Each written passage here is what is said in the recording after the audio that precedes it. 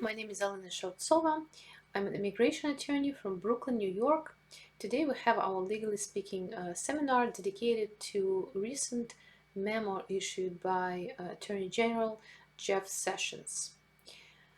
Jeff Sessions, as it's well known, is trying to enforce, as I say, immigration laws in the United States and trying to probably scare those who would like to come and stay in the United States without proper authorization. So in a series of his speeches, he promised that the immigration laws that currently exist will be enforced, and not only immigration laws but criminal laws also, those that punish various immigration violations. Specifically, on April 11, 2017, he issued a memorandum to all the prosecutors. Jeff Sessions is the main prosecutor in the United States, stating the following. I will just recite the main points. Basically, Jeff Sessions, as a main prosecutor, can give orders to other prosecutors on what to prosecute and what crimes not to prosecute. And if he make a priority, if he makes certain violations a priority, then the prosecutors will have to follow his orders, federal prosecutors. So the first priority that he mentioned in his memo is that the prosecutors should charge as a felony bringing and harboring certain aliens. I would like you to understand that those criminal laws that Jeff Sessions is trying to make priority of enforcement already in place. There were cases about people being charged with harboring and bringing illegal aliens prior to Jeff Sessions' memorandum. It's just that prosecutors chose to bring the most serious cases. Now it seems that any case will be a priority, any case that will fall into the description of the crime.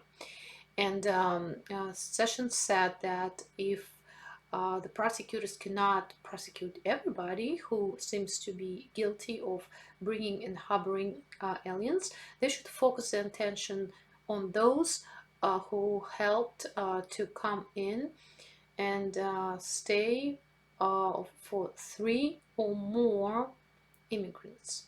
So let's say Jose is from El Salvador and he is bringing his family, or he brought his family from El Salvador. They all crossed illegally. He has 2 daughters and a wife. Well, now Jose is going to be priority for prosecution under this memorandum. Second point, felony entry. Felony entry, it's always been illegal to come to the United States without proper documentation or crossing the border, but now the prosecutors will have to go forward with criminal cases against people who crossed illegally and they have some aggravated circumstances, such as they are members of gangs who were engaged in gang-related activities. They have 2 or more misdemeanors, 4 prior illegal entry. They have serious criminal convictions. So usually it's going to be individuals who have prior criminal history. That's what that point means. It's an interesting, however, situation because there are many people who came to the United States illegally, and technically all of them can be charged with criminal violations. I'm not really sure how it corresponds to or how it coexists with other provisions of immigration laws, the ones that allow for waiver, for example. But I guess this is the situation where the prosecutorial discretion comes forward. A prosecutor basically has a power to prosecute or not to prosecute a person who is guilty.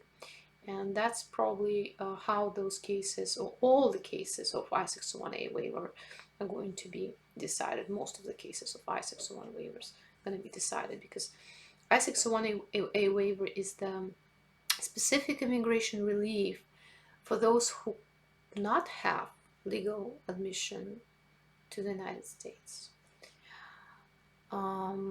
Third point, illegal re-entry. Well, it's been always a criminal charge. It can be criminal activity if somebody crossing the border after they were removed from the United States.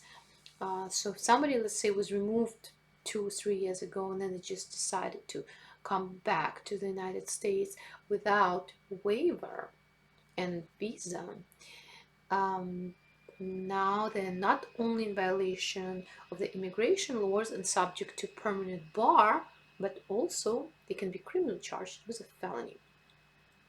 Because there are different degrees of crimes, like somebody can be charged with a felony or with a misdemeanor. So now Jeff Sessions said all those people, they have to be charged with a felony. And of course the felony has worse punishment for the violation than a misdemeanor charge if the person is found guilty. And the fourth point is aggravated identity theft. If the person was caught with, let's say, false documents, then I guess that person can be charged with an aggravated identity theft. Not just false documents. There are specific guidelines, but I would say that many situations will fall under those guidelines, perhaps even using false social security number.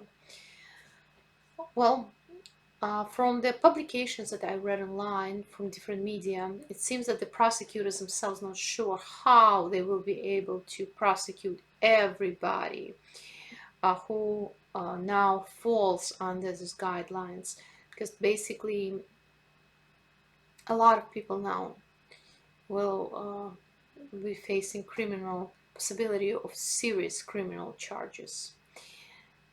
Jeff Sessions said that it's not a problem, and the government will be hiring more immigration judges, and I believe in addition to the ICE officers. And also, I apologize, I forgot to mention that he said that resisting ICE officers or impeding their work will fall also under that priority list for prosecution. Well, that's where we stand right now, and many immigration lawyers, including AILA, American Immigration Lawyers Association, did not highly objected to this memo, and I'm sure that for many prosecutors, people who actually work in the field, and they realize that to charge everyone who falls under these guidelines is basically impossible, because it's going to clog the system. And it's, of course, it's very upsetting that the government chooses this path of dealing with the immigration problem rather than trying to address its essence and pass a reform that, instead of turning people into criminals, will turn them into productive and valuable members and legal members of the community where they reside and where they contribute for a long time. So I guess we will see how the events are going to unfold, but for now, everybody who has prior illegal entry should be proceeding very carefully with regards to the immigration status and filings. And they should seek immigration help from qualified attorneys before they file anything. And I know that New York State Bar Association is putting together resources to provide free legal help, and legal aid in many areas is providing free legal immigration help. So if you cannot afford a lawyer, you should really seek free pro bono services whenever possible, rather than just trying to handle the situation on your own. If you have questions, you're always welcome to submit them through our website, www.shautsova.com, by calling us 917-885-2261. Thank you.